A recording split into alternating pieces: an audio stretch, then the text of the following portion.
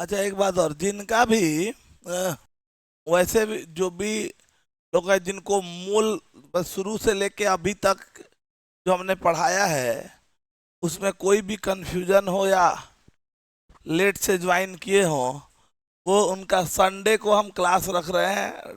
Sunday को backup class दे रहे हैं, क्योंकि फिर दोबारा ही मत कहना कि हमको बैकअप नहीं मिला। वही टाइम दे रहे हैं, सुबह में 9 बजे से 11 बजे तक। ठीक है? ठीक है, 9 से 11। संडे को सुन रहा है बात? अरे ठीक है ना। सुबह 9 बजे से 11 बजे तक जो भी हमने पढ़ाया है, जिसमें कोई परेशानी हो, और उसके अलावा भी जैसे क्लास में पढ़ रहे हो, कोई चीजें अगर नहीं समझ में आ रही है तो उन चीजों को पूछने का प्रयास करना है। क्योंकि चीजें, हर चीज जो पढ़ रहे होंगे वो क्या होती है, वो नहीं है अभी तुम्हारे लिए। सब जितना भी पढ़ाई कर रहे होगे, 11th में हो, जस्ट अभी आए हो, चीजें होंगी कॉम्प्लिकेट होंगी, कुछ कुछ चीजें ऐसी होंगी जो तुमको नहीं समझ में आता होगा। तो उसके लिए मिलना है, पूछना है। समझ में आ रहा है? पूछोगे तभी समझ में आएगा कि तुमको कहाँ दिक्कत हो रहा है। ये समझोगे कि झोला टांग के गए या झोला टांग के आ गए और सब मतलब वो कालिदास बन के सब रटा जाएगा एक के दिन में, तो ऐसा कुछ होने वाला नहीं है। या हर चीज के लिए मेहनत करना पड़ता है, तो थोड़ा सा मेहनत का दायरा बढ़ाना पड़ेगा, पूछना पड़ेगा। अरे नहीं समझ में आ रहा है तो बेझिझक पूछना है। अब तो क्लास के बाद हम बैठे रहते हैं चैम्बर में, निकलने के पहले 2 मिनट 5 मिनट का अपना बहुमूल्य समय निकाल के 2 4 क्वेश्चन या जो कंफ्यूजन है वो पूछ सकते हो। समझ में आ रहा है? पूछने का आदत डालो। समझ में आ रहा है? पूछने का आदत डालोगे तभी चीजें समझ में आएंगी, पहला। दूसरा, जब क्लास में पढ़ रहे हैं तो उनका रिवीजन करें। नहीं रिवीजन करेंगे तो चीजें भूल जाएंगे, और चीजें भूलेंगे तो फिर उसका एप्लीकेशन आगे नहीं कर पाएंगे। तो ये छोटी छोटी चीजें हैं जो तुमको दिमाग में रखना पड़ेगा। क्लास में पढ़ना, घर पे उसका रिवीजन करना, उसको कम से कम 1 2 बार लिखना। जो क्लास में क्वेश्चन हुआ है उस क्वेश्चन को अपने से 1 2 बार ट्राई करना। कि सारी चीजें नहीं है, तो ये जब ट्राई करते हैं ना तब जाके चीजें याद होती हैं। फिर हम एक अप्रोच डेवलप होता है, उसके थ्रू हम नए क्वेश्चंस को अप्रोच करते हैं और नए क्वेश्चंस हमसे बनने शुरू होते हैं। तो हम बस ये करते हैं, क्लास में बैठते हैं, सुन लेते हैं, लिख लेते हैं, जो क्वेश्चन बता दिए उसको भी छाप लेते हैं कॉपी में, काम खत्म, फिर आगे बढ़ जाते हैं। तो ऐसे नहीं होता। किसी चीज का कोई शॉर्टकट नहीं होता है, उसके लिए तुमको मेहनत करना ही पड़ता है। तो थोड़ा सा दायरा तय करो। क्लास में 1.5 घंटा अगर पढ़ रहे हो तो उसका दुगुना टाइम घर पे कम से कम हर सब्जेक्ट में, अगर 1.5 घंटा का क्लास है तो 3 घंटा खुद से देना है। 1 से 1.5 घंटा उसका रिवीजन और उसको लिखने में खर्च करो, और बचा हुआ 1.5 घंटा जो है अपने से 2 4 5 10 क्वेश्चन जो है वो बनाने का और ट्राई करने का प्रयास करो। फिर देखो सब्जेक्ट में तुम्हारा इंटरेस्ट क्या आता है। जहां दिक्कत होता है वहां पे हम लोग अवेलेबल है ही, उसको पूछने का प्रयास करो। क्लास में भी आते हो तो तुम लोग अभी 11th में हो, लेकिन तुम लोग का जो है एकदम टेम्परामेंट खराब हो गया है। क्लास में भी आते हो तो तुम लोग बात करते नजर आते हो। और हम नहीं है तो आके कॉपी का रिवीजन करो। अभी मैं उठा के फार्मूला पूछूंगा तो एक फार्मूला बता नहीं पाओगे। तो किसी चीज का कोई शॉर्टकट थोड़ी है, याद तो तुम ही को रखना है। बाद में अगर कुछ होगा तो कहोगे नहीं समझ में आ रहा है। कैसे समझ में आएगा जब चीजें याद नहीं रहेंगी? ग्राम एटॉमिक मास क्या होता है नहीं याद रहेंगी तो तुम कैसे अप्लाई करोगे? ग्राम मोलिकुलर मास क्या होता है नहीं पता है तो कैसे अप्लाई करोगे? ये चीजें याद रहनी चाहिए। तो याद रखने के लिए पढ़ना पड़ता है, उसको रिवाइज करना पड़ता है बार बार। तो क्लास में भी आओगे तो तुम लोग बात करते नजर आते हो। क्लास में अगर आके बैठ गए, हम अगर नहीं आए हैं, तो तुम्हारा काम होता है कि जो पढ़े हो प्रीवियस चीजों को रिवाइज करना, ना कि बैठ के गलथेथरी कर रहे हैं। गलथेथरी समझ रहा है ना? ये भोजपुरी वर्ड है। गलथेथरी का मतलब होता है कि बिना मतलब का मतलब बैठे हुए हैं, बैठ के बिना मतलब के बात बड़का बड़का फेंक रहे हैं, जिसका कोई मीनिंगलेस फेंकाई इज कॉल्ड गलथेथरी। अरे बात समझ में आया ना, इस ख्याल रखो और पढ़ो। क्लास में भी आते हो तो मोस्ट ऑफ द स्टूडेंट का यही कहानी है, वो बैठ के बाद दो तीन वो जोड़ी बना के, तोता मैना का जोड़ी बना लेगा, जोड़ी बना के बैठ जाएगा सब। अब बैठ के हमारा चल रहा है, लग रहा है कौन बड़का घर गृहस्थी सरिया रहे हो। ये सब चीजों छोड़ो और पढ़ने का प्रयास करो। जहां दिक्कत होता है उसको पूछने का प्रयास करो। हमारा काम वहीं तक है।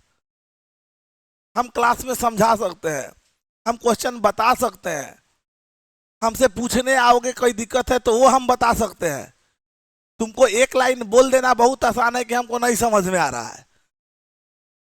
एक लाइन का मंगनी के मुंह बा जीव बा बोल देली कि हमरा नहीं कुछो नहीं समझ में आ रहा। भैया कुछो नहीं का मतलब क्या होता है? मतलब हम चाइनीज बोल रहे हैं? अरे चाइनीज थोड़े बोल रहे हो, ठेठ भोजपुरियों में समझा देते हैं। प्रश्न यहाँ तुम्हारा अपना है, कमियां तुम्हारी अपनी है। कोई टीचर, जहाँ टीचर मिलते नहीं है कि बैठ के क्वेश्चन बताए, हम लोग बैठे रहते हैं बताने के लिए, तुम लोग नहीं आओगे पूछने। कोई परेशानी हो, क्वेश्चन भी छोड़ दो, कोई परेशानी हो सब्जेक्ट से रिलेटेड, तो मिलोगे तब तो टीचर कोई बताएगा कि हाँ भाई बेटा ये प्रॉब्लम है, इसको यहाँ तुम काम करो, इसको यहाँ सुधारो। तो वो बोलोगे तभी टीचर समझेंगे। समझ आ रहा है बात? तो ये सब चीजों का ख्याल रखो, पढ़ने का प्रयास करो, और क्लास में बैठते हो तो कॉपी कॉपी का रिवीजन करो। एक दो दिन के बाद अगर देखेंगे तो रोज 10 मिनट का टेस्ट लगा देंगे। सुबह सुबह पहले आओगे तो पहले टेस्ट दोगे, और बाद लात खाओगे, तब और बाद शुरू करेंगे। इसलिए कॉपी का रिवीजन एकदम मस्ट है। जो पढ़ रहे हो वो कॉपी रिवाइज नहीं करोगे तो अब आज बोलो, 10 दिन के बाद बोलो, 2 महीना के बाद बोलो, 5 महीना के बाद बोलो, एक ठिकरा जरूर फोड़ोगे कि हमारा कुछ नहीं समझ में आता है।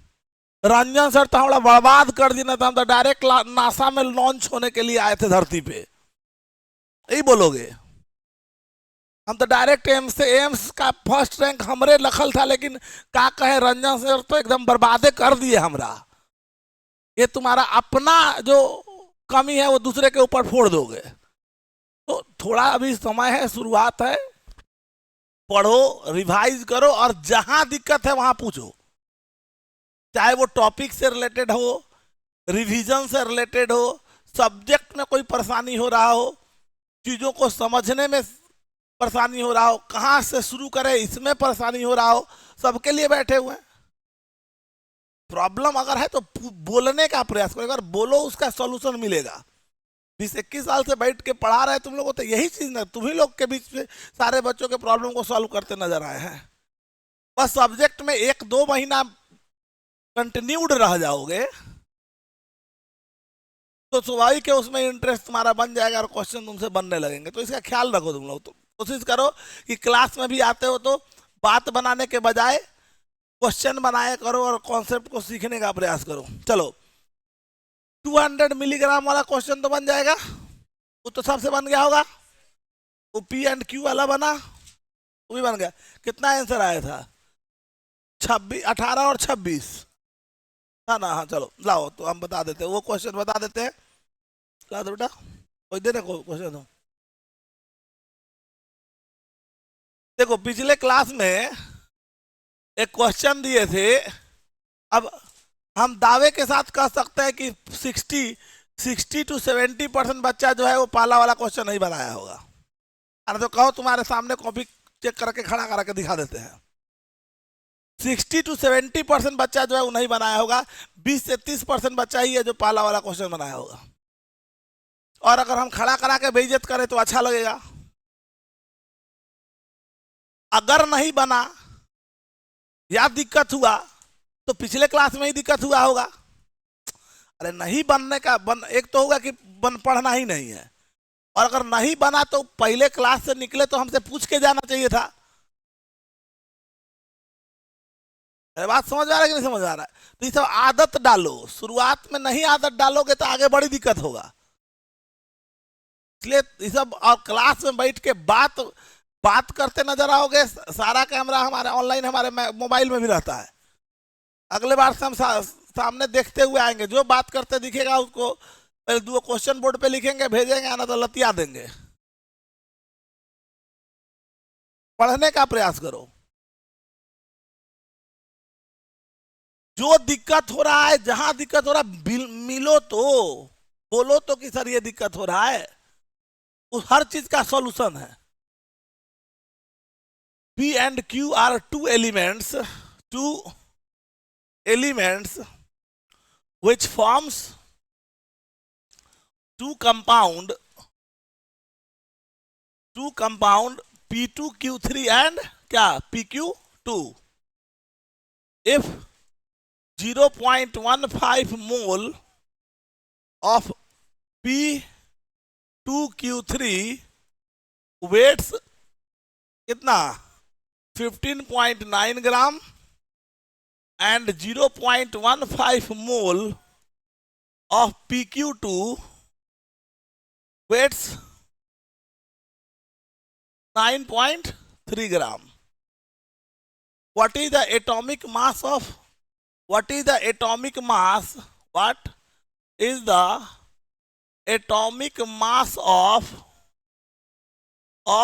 P and Q? What is the atomic mass of P and Q? ठीक है, दो एलिमेंट P और Q है, वो मिलके दो कंपाउंड का फॉर्मेशन कर रहा है। तो सिंपल सा बात है, तुमको ये समझ में आना चाहिए क्या कि दो गो एलिमेंट P और Q है, ये दोनों मिलके दो गो कंपाउंड बना दिया। एगो बनाया P2Q3 और एगो बना दिया PQ2, यही है।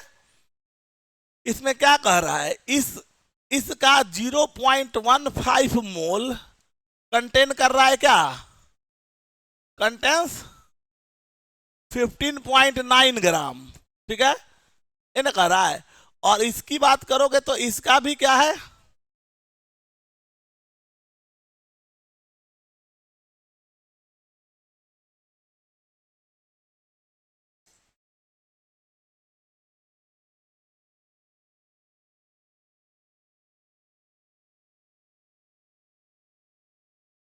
इसका भी अगर तुम लेके चलोगे तो इसका 0.15 मोल जो है ये कंटेन कर रहा है क्या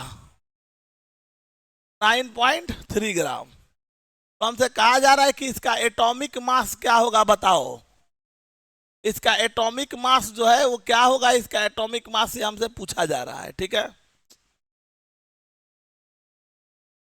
तो हम मान लेते हैं कि एटॉमिक मास जो है P का X है और Q का हम मान लेते हैं Y है, मान लिए।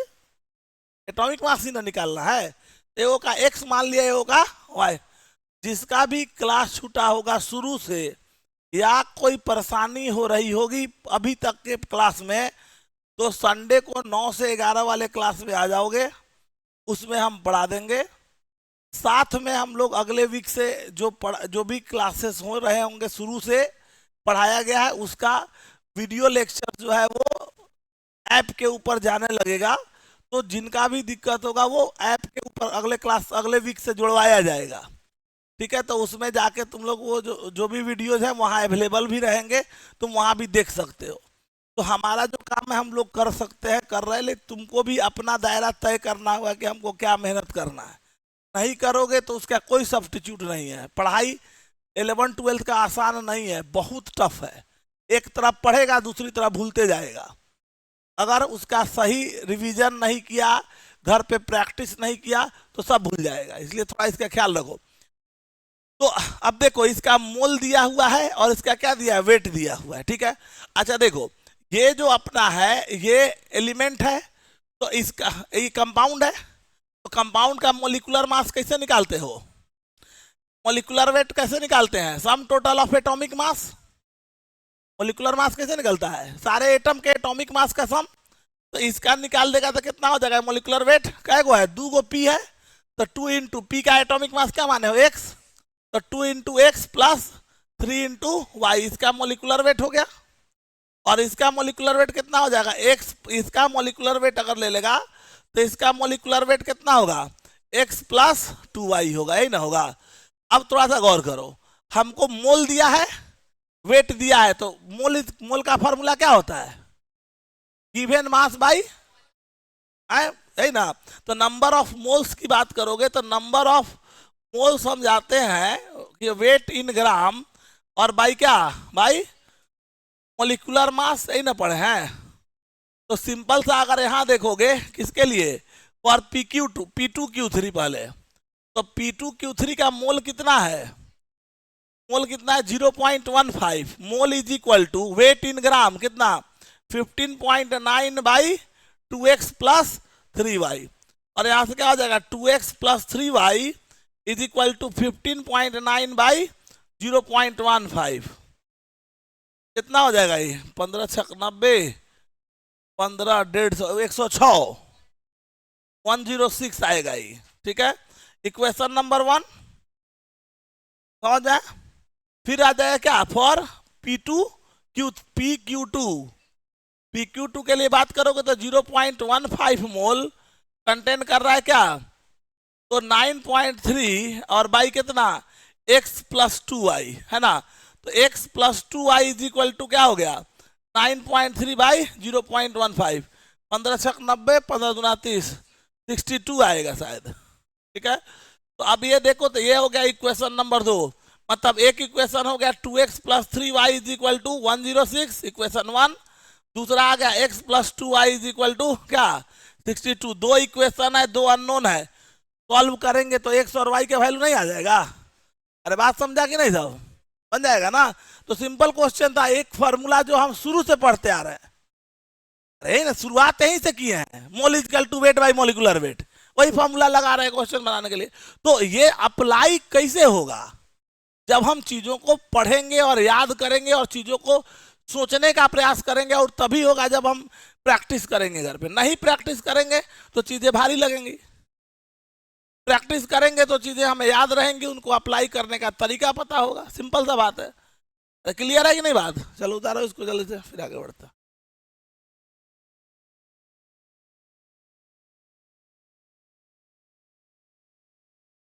ये हो गया सबका, आगे बढ़ा जाए, चलो।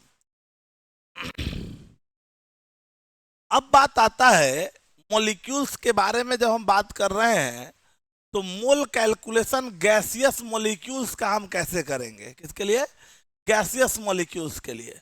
तो नेक्स्ट हेडिंग डाल देंगे mole calculation for gaseous molecule, mole calculation for for gaseous molecule, mole calculation for gaseous molecule, mole calculation for gaseous molecule.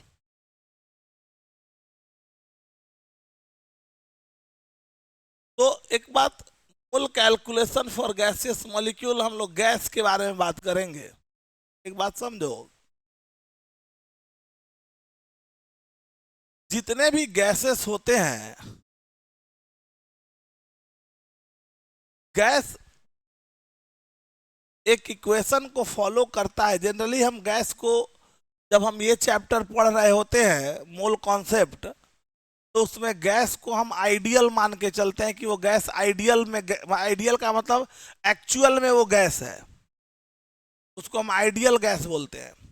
और जितने भी आइडियल गैसेस होते हैं वो एक इक्वेशन को फॉलो करते हैं, जिस इक्वेशन को हम आइडियल गैस इक्वेशन कहते हैं, ठीक है। हर गैस उस इक्वेशन को फॉलो करता है, ठीक है। पीवी इजकल टू एनआरटी, ये हम लोग को स्टेट ऑफ मैटर एक चैप्टर पहले पढ़ना था 11th में ही, लेकिन अब ये चैप्टर हटा दिया गया है। लेकिन जरूरत जितना है उतना हम लोग लिख देते हैं कि तुमको कम से कम याद रखे रहो। देखो यहाँ पे जितने भी गैसेस होते हैं, most of the gases follows ideal gas equation when it follows Raoult's law। अगर सॉल्व कर रहे हैं, अगर वो व्हेन इट्स बिहेव आइडियली है, लिखते हैं व्हेन इट बिहेव्स आइडियली, अगर वो आइडियली बिहेव कर रहा है तो एक इक्वेशन को फॉलो करता है, जिस इक्वेशन को हम क्या बोलते हैं, आइडियल गैस इक्वेशन कहते हैं। ये इक्वेशन है PV is equal to n R T, ये एक इक्वेशन है PV is equal to n R T, PV is equal to n R T, जहां पे वेयर वेयर पी जो हमारा हो गया, पी है प्रेशर, या pressure exerted by gas, exerted by gas मतलब गैस के द्वारा लगाया गया प्रेशर। कंटेनर में अगर गैस है तो गैस के पार्टिकल इधर उधर आसानी से मूव करेंगे, मूव करेंगे तो वाल, कंटेनर के वाल पे क्या लगाएगा, वो प्रेशर लगाना शुरू करेगा।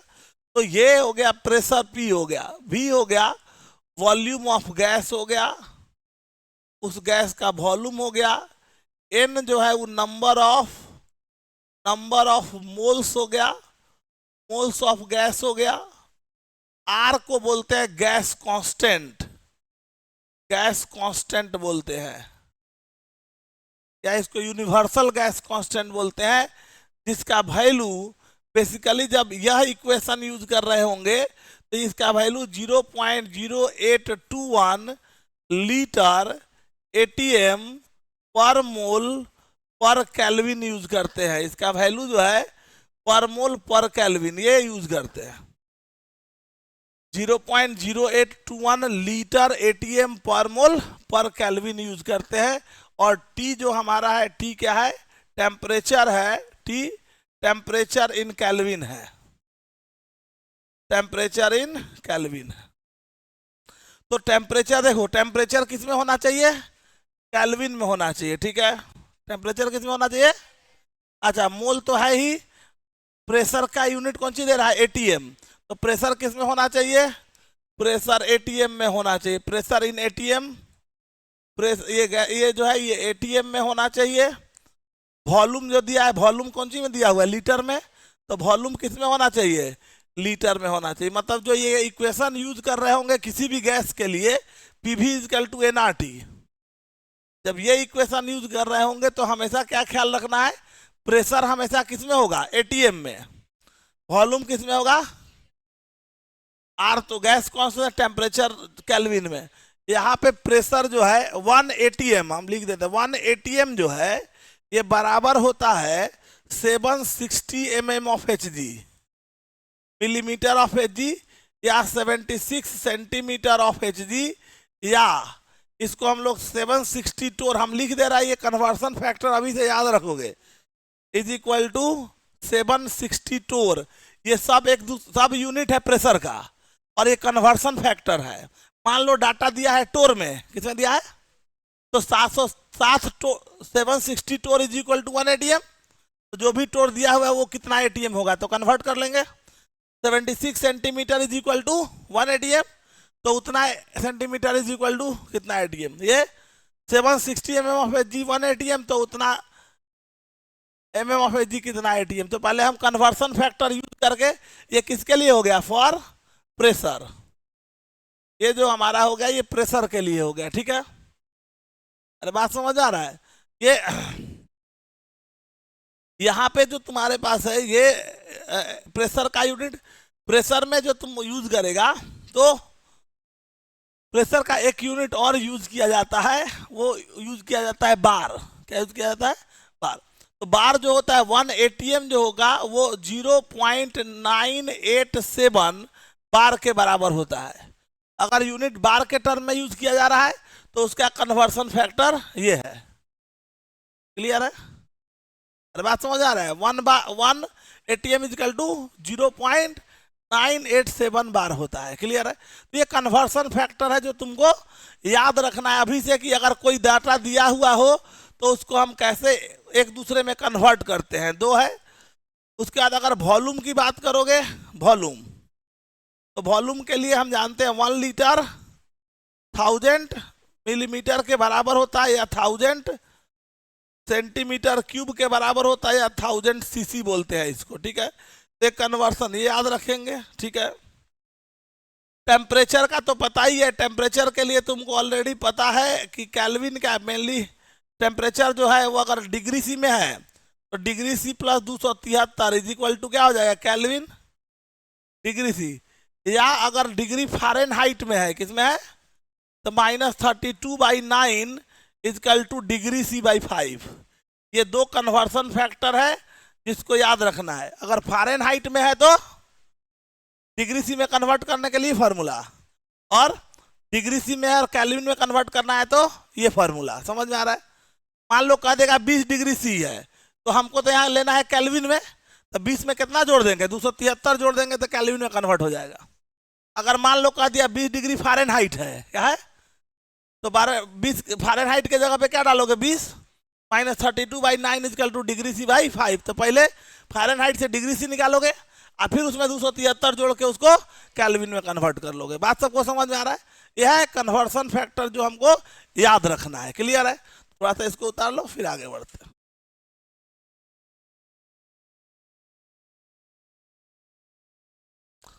क्यूबिक सेंटीमीटर, हाँ, इस सेंटीमीटर क्यूब को सीसी भी लिखते हैं। सेंटीमीटर क्यूब मतलब क्यूबिक सीएम, क्यूबिक क्या हो गया सी, और सेंटीमीटर का हो गया सी, तो सेंटीमीटर क्यूब को सीसी भी लिखते हैं।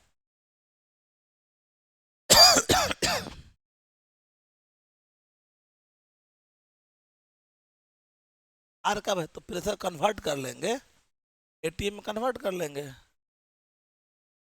एक एक एक बार इज इक्वल टू कितना हो जाएगा, नहीं 1 एटीएम, तो उधर जाएगा तो उससे 1 बार इज इक्वल टू उतना ATM. ATM is equal to इतना बार हुआ ना, तो सीधा एक एटीएम के जगह पे क्या डाल देगा, इसको 0.987 से गुना कर देगा तो लीटर बार मूल कैलोरी में कन्वर्ट हो जाएगा। जरूरत ही नहीं पड़ी, यही यूज होना। अरे वैल्यू कितना हुआ, अरे 1 एटीएम ना हुआ, एग्जैक्ट वैल्यू वही यूज करना है। अगर कन्वर्सन बार में तो कभी प्रेशर नहीं यूज होगा, जब भी यूज होगा तो वही इतना ही यूज होगा। अगर बार में दिया भी रहेगा तो डाटा यही यूज करेगा, चेंजिंग ज्यादा नहीं होने वाला है 1 ही। अब यही पे कहेगा 1 एटीएम जो होता है, और अगर यूज करेगा तो 1 एटीएम जो होता है वो 101,325 पास्कल के बराबर होता है। तो इसको लिखेगा, अब इसको लिखना चाहेगा तो कौन सी लिखेगा, अगर तुम इस बात को अगर एक और कन्वर्सन अगर यूज करेगा तो अब तो इसको साइंटिफिक नोटेशन में कन्वर्ट करो तो 1 2 3 4 5, तो क्या लिखोगे इसको 1.01325 इंटू 10⁵ इतना क्या होगा, इतना पास्कल। तो अल्टीमेटली क्या हो गया 1.01, तो सब तो नेग्लेक्ट हो जाएगा, तो सीधे हो जाएगा क्या 10⁵ पास्कल के बराबर होगा। तो 1 एटीएम जो होता है वो 10⁵ पास्कल, एग्जैक्ट लोगे तो ये आएगा, लेकिन हम लोग यूज करते हैं जनरली क्या लिख देते हैं 10⁵ पास्कल ही यूज कर लेते हैं जनरली। ठीक है, ये कुछ कन्वर्सन फैक्टर्स हैं। जब अब ये सब जो चीजें हैं वो याद रहनी चाहिए। अब हम लिख रहे हैं तो घर पे तुम प्रैक्टिस नहीं करोगे तो आइंस्टीन के तो छोटका हो नहीं, एक के दिन में सब याद हो जाएगा, तुमको रिपीट करना पड़ेगा घर पे। तो जो हम बोलते हैं यही छोड़ के, दिमाग जो है यही छोड़ के चल जाओगे, जो बोलते हैं उसको घर पे मेहनत करोगे नहीं तो चीजें नहीं समझ में आएंगी, धीरे धीरे भूल जाओगे, फिर कहीं पे जरूरत पड़ेगा तो कहो कहाँ होगा, ये तो कुछ पता नहीं है, सब कॉपी में रहते हुए भी तुम उसको नहीं यूज कर पाओगे। इसलिए घर पे कॉपी पढ़ने का प्रयास, आधा 1 घंटा भी अगर कॉपी का रिवीजन करने का व्यवस्था तुम अगर लगा लेते हो तो चीजें तुमको समझ में आने लगती हैं। हार्ट अटैक से मत मरो, टेस्ट नहीं है। ये जो दिया गया है इसको असाइनमेंट कहते हैं, तो इसको बस ऐसे देखने में बड़ा बढ़िया लग रहा है ना, पे रख लेंगे घड़े ले जाके, फिर भूजा उजा खाए में काम आएगा, है कि नहीं। तो भूजा खाएंगे भविष्य में, ऐसे ही जमा कर करके रखेंगे, बाद में कहियो चलेगा भूजा भूजा पार्टी चलेगा, समोसा तो यही पे खा लिया जाएगा। लेड़ा इसको बनाना है रे गोबर, इसको असाइनमेंट का नाम देते हैं डीपीपी, इंग्लिश में भारी भरकम वर्ड। ये बनाना है इसको, ओनली 39 क्वेश्चन है, अगले क्लास में बन जाना चाहिए, बना के आओगे, ठीक ना। अभी मैं टिक करवा रहा हूँ, ये क्वेश्चंस जो है जो भी असाइनमेंट दिए जा रहे हैं ना वो बनने चाहिए, समझ में आ रहा है बात। अब ये सारे क्वेश्चन तुमसे बनेंगे, घर में बैठोगे ईमानदारी से तो इसमें का 90% क्वेश्चन सबसे बनेगा, अगर वो कॉपी रिवाइज किया हुआ होगा तो। समझ में आ रहा है ना, तो वो करना पड़ेगा, मेहनत तुमको करना पड़ेगा और बनाना पड़ेगा, ठीक है। अरे बात समझा कि नहीं सब। चलो आगे चलते हैं हम लोग।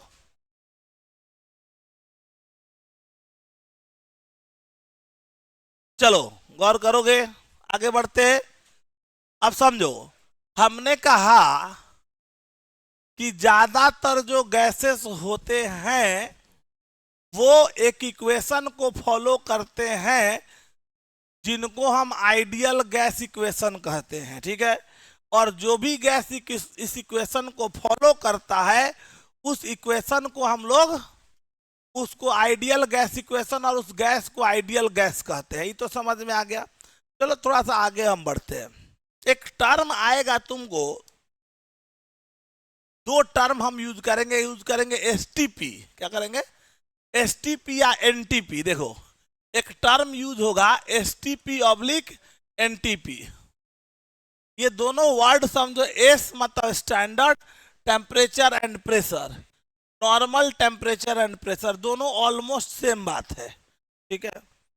ये नाम, ये जो लिखा हुआ है ये हो गया स्टैंडर्ड, इसको बोलते हैं standard temperature and pressure, temperature and pressure इसको बोलते हैं। और इसकी बात करेगा तो ये हमारा एनटीपी नॉर्मल, ये हो गया normal temperature and pressure, temperature and pressure.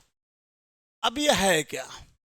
Standard temperature जो हम लोग यूज करते हैं, जहां भी एसटीपी और एनटीपी लिखा हुआ है, ये वर्ड तुमको कहीं लिखा हुआ मिल जाए तो तुमको समझ जाना है कि यहाँ पे जो टेम्परेचर है वो 0 डिग्री सी मतलब 273 केल्विन होगा और प्रेशर जो है वो 1 एटीएम होगा। मतलब ये अंडरस्टूड हो गया। ये तो एसटीपी लिख दिया तो तुमको क्या समझ जाना है? कहा दे कि एक गैस जो है वो एसटीपी पे है। क्या बोलेगा?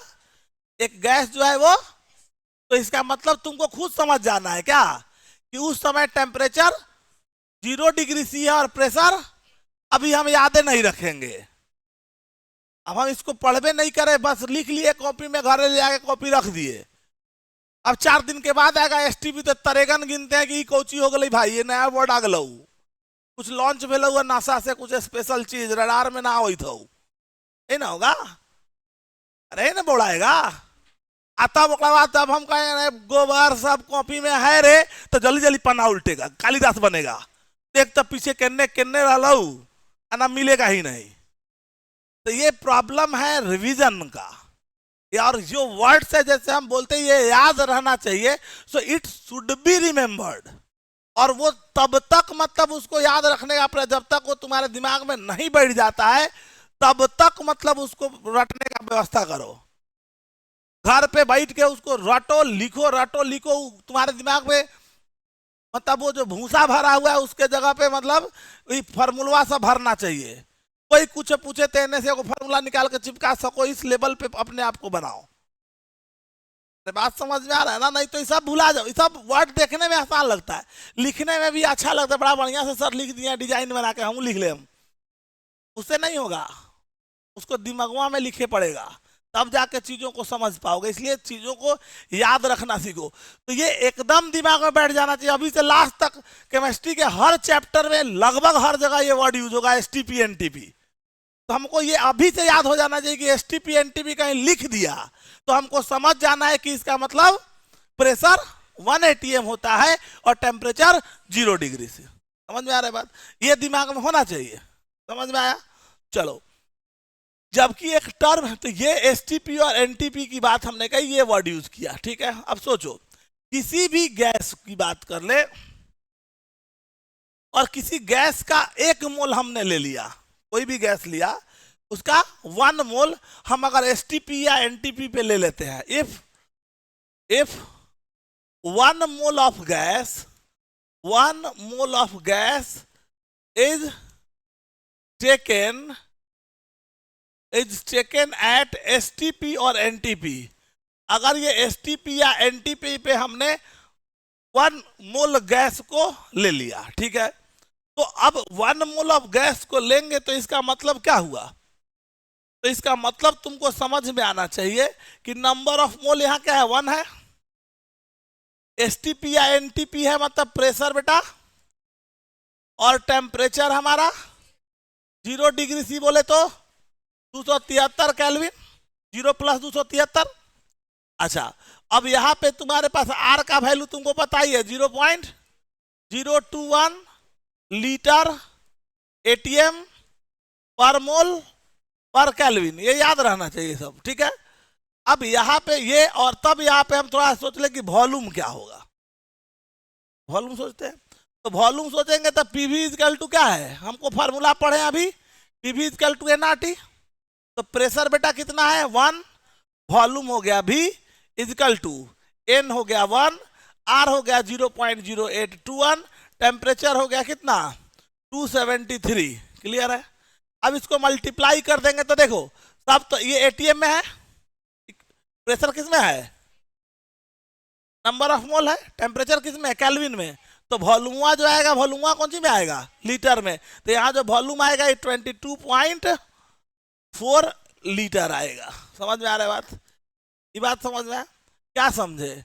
1 mole of any gas at STP और NTP always contains 22.4 litre of its volume। समझ में? दुनिया का कोई भी गैस है, कोई भी गैस है, अगर वो STP या NTP पे है तो उसका 1 मोल हमेशा 22.4 लीटर वॉल्यूम ही कंटेन करेगा। तो ये याद रखना है। आ गया? लेकिन ये चीजें अब आ गई तो ये हमारे दिमाग में होनी चाहिए, क्योंकि हर जगह यूज होगा। समझ में आ रहा है? तो वो अब याद तभी रहेगा तुम उसको रिवाइज करोगे, ये एकदम ध्यान रखो। नहीं रिवाइज करोगे, नहीं कुछ करोगे तो तुमको भूलना ही है, क्योंकि इतने चैप्टर्स है ना सब्जेक्ट में, इतने टॉपिक्स है कि सब मैसअप हो जाएगा और भूल जाओगे। इसलिए जो आज पढ़ रहे हो उसको आज खत्म करो, उसका सारांश निकालो, एक जगह लिखो और उसका रिवीजन करते रहो। चीजें तुमको आसान होंगी और तुम उसको आसानी से याद रख पाओगे। तो क्या समझ में आ गया? If 1 mole of gas at STP is taken at STP and NTP, then it always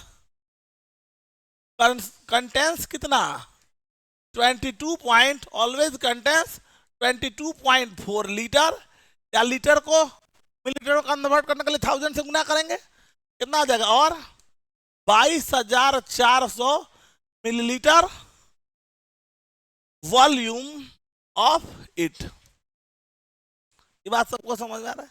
22.4 litre या 22400 मिलीलीटर वॉल्यूम कंटेन करेगा। ये कहां से आया? तो सामने दिख रहा है, ये एसटीपी पे हमने लिया है, एट एसटीपी ऑब्लिक एनटीपी। तो एसटीपी और एनटीपी पे जब हम 1 मोल गैस ले लिए तो स्वाभाविक है ये निकल के कितना आ गया, इतना। तो ये अभी से हमको याद रहना चाहिए। क्लियर है? किसी क्वेश्चन में एसटीपी या एनटीपी वर्ड यूज हो गया तो उसका वॉल्यूम 1 मोल का 22.4 लीटर होगा, ये याद रखना है। समझ में आया? चलो पहले उसको उतार लो फिर आगे बढ़ते।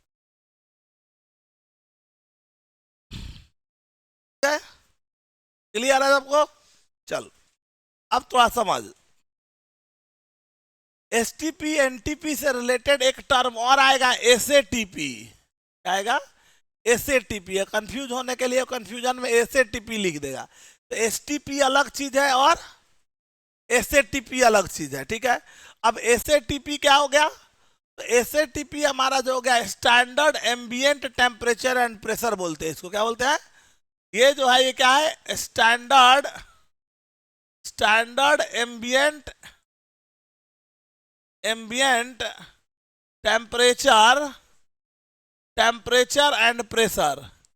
Standard ambient temperature and pressure इसको बोलते हैं एसएटीपी। ठीक है? क्या बोलते हैं? एसएटीपी। अब ई क्या हो गया? तो स्टैंडर्ड एम्बिएंट टेम्परेचर, ये जो हमारा है एम्बिएंट टेम्परेचर एंड प्रेशर, इस केस में हमारा जो प्रेशर होता है, प्रेशर 1 बार होता है और टेम्परेचर जो होता है यहाँ 25 डिग्री सी होता है। 25 डिग्री को बोलते हैं रूम टेम्परेचर। क्या बोलते हैं? अगर किसी गैस को रूम टेम्परेचर पे रखा गया है, आरटी, इस पे रूम टेम्परेचर पे रखा, अगर कोई भी गैस हमको दिया है और उस गैस को हमने रूम टेम्परेचर पे रखा पड़ा है, आरटी लिखते हैं, रूम टेम्परेचर, ठीक है, मतलब रूम टेम्परेचर पे रखा गया है 25 डिग्री को। अभी से ये भी याद रखोगे, लैब रूम मतलब हमारे लिए लेबोरेटरी हो गया, कौन, जहां पे हम एक्सपेरिमेंट कर रहे होंगे। लेबोरेटरी के टेम्परेचर को हम बोलते हैं रूम टेम्परेचर। और रूम टेम्परेचर का मतलब, तो रूम टेम्परेचर का मतलब हम समझ जाएंगे 25 डिग्री से। एक दिमाग में बैठा लो अभी से, समझ में आ रहा है? और इस पे जब हम यूज करेंगे, इस पे अगर हम इसको यूज करते हैं इस बात को, अच्छा इस पे एक और, अगर यहाँ पे ये जो अभी एक बात पूछा था कि 1 ATM के जगह पे सर अगर 1 बार ले लेंगे तो क्या होगा, तो स्वाभाविक है अगर 1 ATM के जगह पे 1 बार लेगा तो इसको बार में कन्वर्ट करना पड़ेगा, आर का वैल्यू ना होगा, ये आर का वैल्यू बार में कन्वर्ट करने के लिए 1 ATM 0.987 के बराबर होगा, तो उससे जब इसको मल्टीप्लाई करेंगे, ठीक है, तो ये जो वैल्यू आएगा, ये वैल्यू 22.71 आता है। क्या आता है? 2 पॉइंट, क्योंकि यहाँ ऐसे सोचो ना, यहाँ पे क्या हो गया, यहाँ पे बार में ले लिए तो यहाँ क्या हो जाएगा, यहाँ पे हो जाए 0.987, तो थोड़ा छोटा हो गया, तो जब ये इधर जाकर डिवाइड होगा तो इसका वैल्यू थोड़ा सा ज्यादा नहीं आ जाएगा। तो अगर 1 ATM के जगह पे 1 बार लिया जाएगा, 1 ATM के जगह पे, तो वो हमारा 22.71 होगा, लेकिन वो जनरली यूज नहीं होता है। समझ में आ रहा है? एसटीपी एनटीपी का मतलब हम समझते हैं 22.4 लीटर ही। समझ में आ रहा है? हम यहाँ पे तुम्हारे जानने के लिए, जानकारी के लिए केवल हम लिख देते हैं कि तुम याद रखो क्या, कि अगर ये यहाँ पे if 1 mole of gas is taken at, कहां पे, at 1 bar and 0 degree C, 1 ATM के जगह पे क्या हो गया, 1 बार। तो ये एसटीपी नहीं है, पहले तो ये समझ जाओ कि ये एसटीपी एनटीपी नहीं है। एसटीपी एनटीपी मतलब जनरली हमारा क्या हो गया, ये और ये, मतलब 22.4 लीटर। लेकिन अगर 1 ATM के जगह पे 1 बार लिखोगे तो ये 1 ATM था ना, यहाँ पे 1 बार मतलब क्या, अगर बार में लेगा तो 0.987 होगा ना, तो इसको जब 0.987 से डिवाइड करोगे तो 1 से छोटा वैल्यू है, से डिवाइड किया है तो इसका वैल्यू थोड़ा बढ़ जाएगा।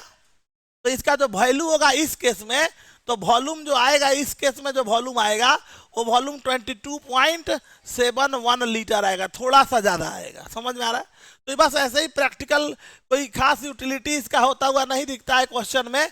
जब भी क्वेश्चन बनाएंगे तो क्वेश्चन में हम लोग एसटीपी या एनटीपी का मतलब हम लोग हमेशा वही समझ के चलेंगे और 22.4 लीटर ही अप्लाई करते नजर आएंगे, हमको वही अप्लाई करना है। ये बात समझ में आया?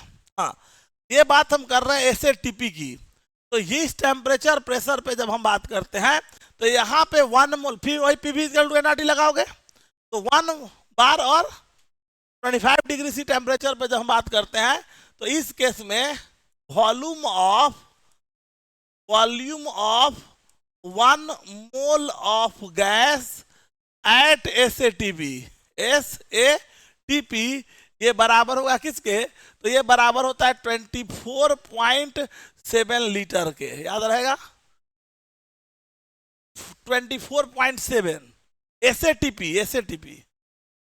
एसएटीपी पे, ठीक है। तो ये 0.987 यूज होगा वहां पे भी। पीवी इक्वल टू एनआरटी वाले फार्मूला में भी प्रेशर के जगह पे 0.987, मतलब वहां पीवी इक्वल टू एनआरटी जब तुम यूज करोगे तो ये होगा 0.987 into V equal to mole 1 into R 0.0821 into temperature 25 degree थी, तो 25 डिग्री का मतलब 298। अब इसको जब कैलकुलेट करेगा तो ये आएगा 24.7 लीटर। समझ आ रहा बात? तो क्या क्या याद रखना है, ये भी यूज नहीं होगा, ये भी क्वेश्चन में एक ही यूज होगा, कौन, एसटीपी या एनटीपी, तो वह याद वही रखना है। लेकिन हम बता दिए कि कोई पूछ दे कि एसएटीपी पे क्या होगा, तो कहना है कि एसएटीपी पे 24.7 लीटर, एसएटीपी पे 1 मोल गैस 24.7 लीटर कंटेन करेगा, एसटीपी या एनटीपी पे 1 मोल गैस 22.4 लीटर कंटेन करेगा। और वहीं पे 1 एटीएम के जगह पे 1 बार हो जाएगा तो 22.71 लीटर हो जाएगा। लेकिन ओवरऑल एक ही चीज याद रखना है, ऐसे तो हमने बता दिया है, लेकिन इसमें से सबसे इंपॉर्टेंट पार्ट जो है, जो हर जगह क्वेश्चन में यूज होगा, एसटीपी और एनटीपी का मतलब ही हम समझ जाएंगे 22.4 लीटर, और यही क्वेश्चंस में हर जगह हमको यूज करने का है। क्लियर है बात सबको? उस बात को भी लिख लेना, वो एक लाइन वो मेंशन कर लेना उसको भी।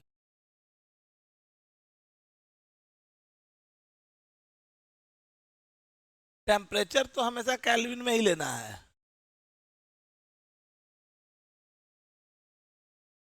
तो 273 यूज तो 273 ना किए हैं। Temperature should be taken in kelvin because the value of R represent कर रहा है कि आर 0.082 लीटर एटीएम पर मोल पर केल्विन है। तो volume should be taken in litre, pressure should be taken in ATM and temperature must be in kelvin. वो are का वैल्यू तुमको इंडिकेट कर रहा है।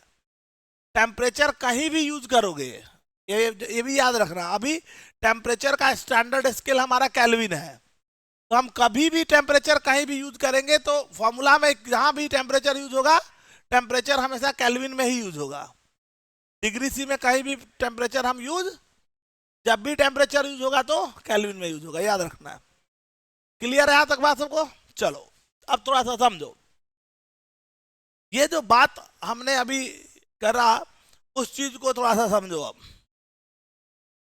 मतलब एक बात हम समझ गए कि 1 मोल किसी भी गैस का अगर हम एसटीपी पे ले रहे हैं तो 22.4 लीटर वॉल्यूम कंटेन करेगा। का मतलब ये हो गया।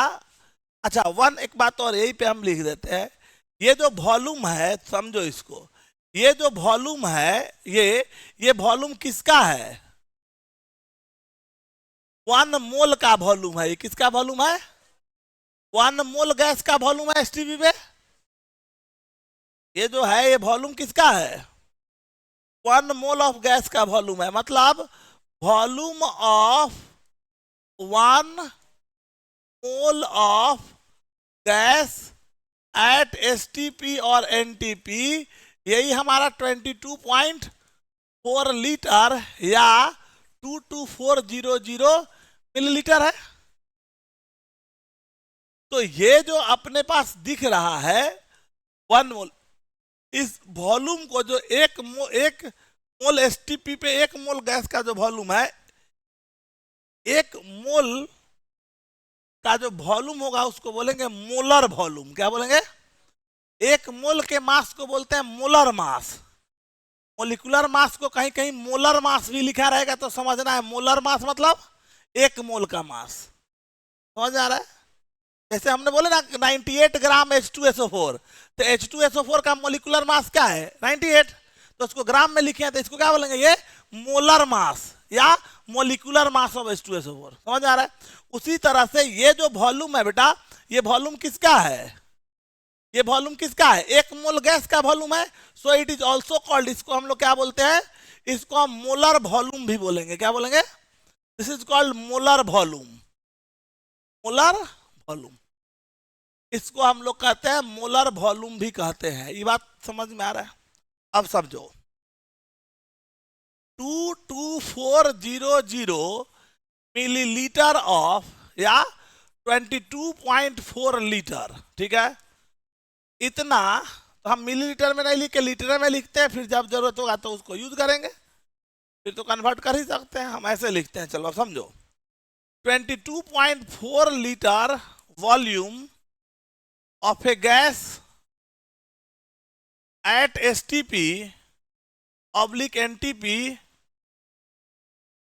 contains कितना? 1 मोल। ये समझ में आ रहा है ना? यही लिखे हैं, इसको ऐसे लिख दिया। 22.4 लीटर वॉल्यूम गैस का एसटीपी या एनटीपी पे 1 मोल के बराबर होगा।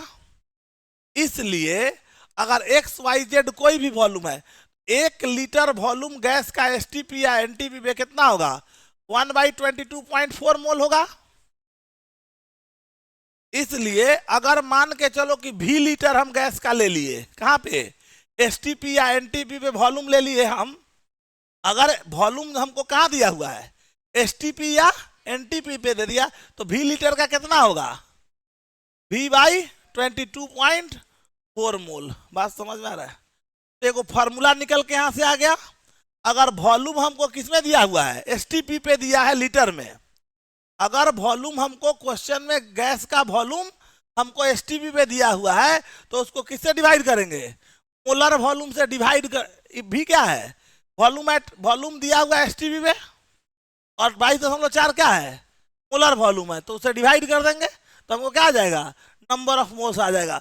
मतलब यहां से एक फॉर्मूला निकल के आ गया, number of moles of gas at STP oblique NTP is equal to क्या?